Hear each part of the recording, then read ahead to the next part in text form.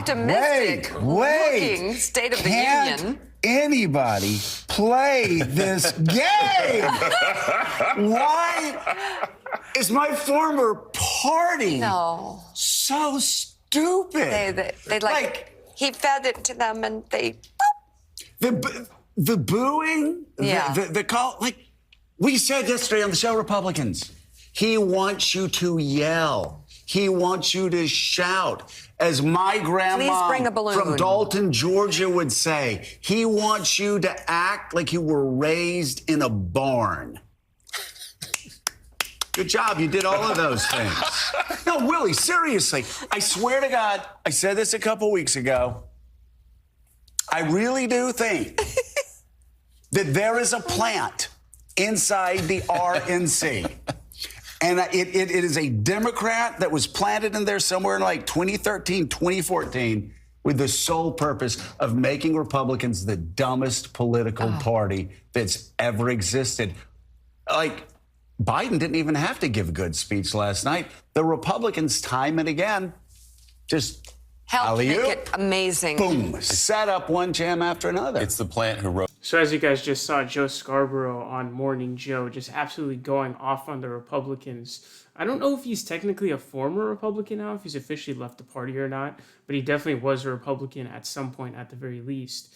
And so what happened yesterday was Biden had a State of the Union address yesterday, and it was like, Republicans were really kind of hyping this up, or not hyping this up, but they were kind of going off on him very clearly and like heckling him and saying liar when MTG was saying liar when he was saying that the Republicans want to, cut Medicare and Social Security. There's going to be a big debt ceiling crisis coming up. The debt ceiling, it's questionable if it's even constitutional, because I think in the Constitution it says like that the Congress basically has to pay its debts or something that it owes. And so the debt ceiling is a ceiling that, Congress places saying, hey, this is the highest you can go in debt. But what happens when you have to pay stuff? It's obviously going to lead to a really, really horrible crisis where, the dollar is going to go down and it's going to default on its debt. It's really horrible for the U.S. There's a big debate about that. And there's a sunset clause that's being offered up by Senator Rick Scott from Florida, where it's like, after 5 years, any government regulation is going to be sunsetted, right? It's going to go away. That was one of those bullshit Andrew Yang things that he wanted to do. And so he said that, and then they're trolling. Now, actually, I actually had not known about this until recently, but I don't know if you guys know, like the Joe Wilson clip where Obama says something. I forget if it was about immigration. He goes, "You lie." And then it ended up like being a huge thing. He got like record money and stuff like that. I feel like that was kind of the synthesis of like the trolley, like let's get money donation kind of thing, where it's like you see all these trolls in Congress now. It's very similar. But so he can't believe this is happening because he's basically saying, dude, you're really falling into our trap, into Biden's trap, I should say.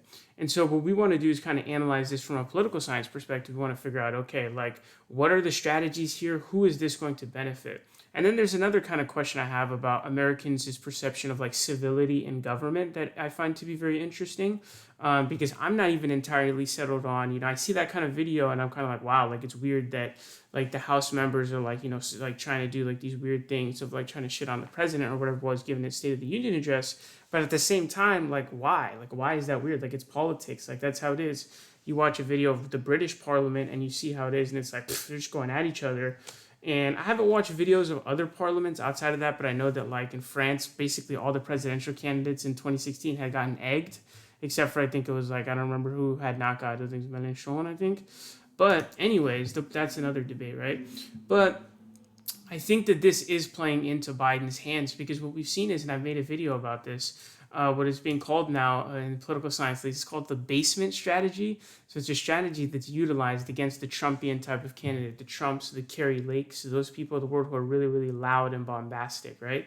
And so that worked in 2016. And as I read more and more political science literature, I'm starting to realize it was literally a perfect storm that just every single thing hit. The splintering in the Republican primary, the winner-take-all states, the factious ability for a faction, just a faction to win, the inability for the elites to come around, the Republican elites to come around an opponent, starting to realize it was a perfect storm. If Joe Biden was the opponent in 2016, there's no chance that Trump would have won. But what you can see is that now the strategy is, instead of like them being super loud and you trying to match their decibel level, instead you just let them be loud and you just be quiet. So Biden just stayed in the basement in 2020. He didn't leave his basement. He never left. He never did interviews with the media or any of that stuff. Now, normally that would be a big deal, but who made it so that no one cared or valued what the media did? Who did that? Oh, wait, Donald Trump. He did that. That was him. And so it backfired on him. And so it worked for a measly 4 years, but it's pretty short term, especially for all the losses that they're incurring right now. So he destroyed the credibility of the media. And so now nobody cares if Biden doesn't do interviews with the media anymore. Normally that would be huge because Biden has broken records in terms of like lack of press conferences with media, just all of that stuff. I've done videos on that too. He's broken records, right? So the issue here comes down to, okay, with Biden, you know what I mean? All he has to do is just be quiet. And so I think that this does make them look bad for sure. And so with the way our horrible, horrible electoral system is, how we have first past the post voting systems in these states, if you don't know what first past the post voting is, just whoever gets the most votes wins. Typically, you'll have proportional representation, so at least some portion of the Congress will be elected by a nationwide vote. So you have a nationwide ballot saying, which party do you support? And then, you know, whatever percentage that gets nationwide, that's the percentage of seats that they get for the country. It's called proportional representation. Then you have first past the post voting, which is the worst by far, which is just a district. Because it's so hard to get enough people in your district to support one person. And it supports like this factious thing where you just get like these crazy people in office, whereas, and it's only two party, whereas if you have proportional representation, it really supports third parties if you want that. So it's a really, really bad system. And so I just saw like a news story about how she was basically saying, oh, like, you know, I felt like I won my election twice because people in my district were calling me and telling me how great I was. So that's what I'm saying. So it's a problem.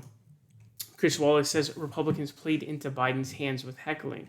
Journalist Chris Wallace said Republicans did President Biden a favor with their heckling of him during the State of the Union address Tuesday. Quote, I mean, they literally played into his hands, you know? I don't know if the people at the White House, as they were drafting it at Camp David this weekend, envisioned that happening the way it did, but it played out perfectly, Wallace said on CNN following the speech.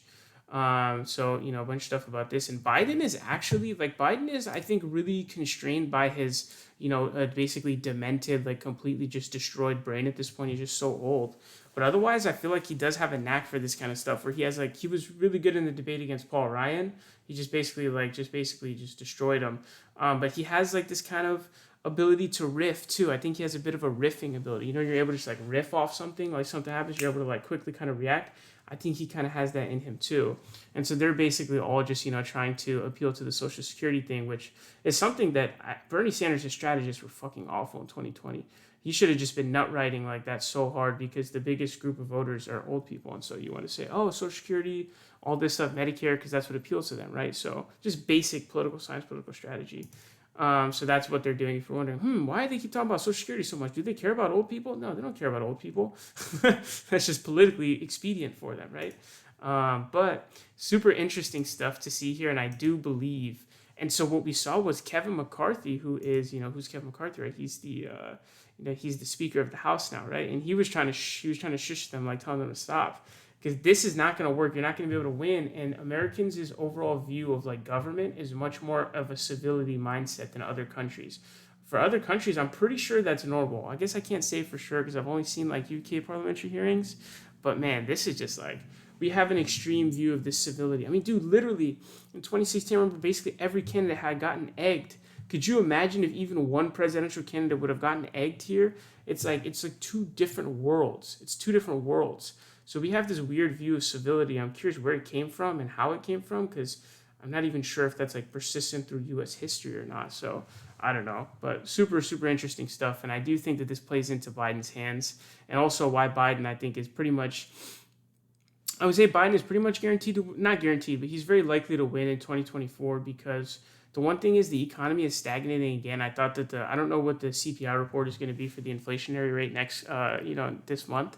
When it comes out, but it's going to be a referendum on Trump again, and so as long as it's that, no one cares about Joe Biden. No one's voting for Joe Biden or voting against Trump, which is going to be fine. So that's probably how he's going to win. Just like it's hard for him to have strong supporters, it's hard for him to have strong opposers too, because it's just hard to kind of like be like, F Joe Biden. Whereas it's easier with like Hillary Clinton or someone like that, right? But yeah, super interesting stuff here.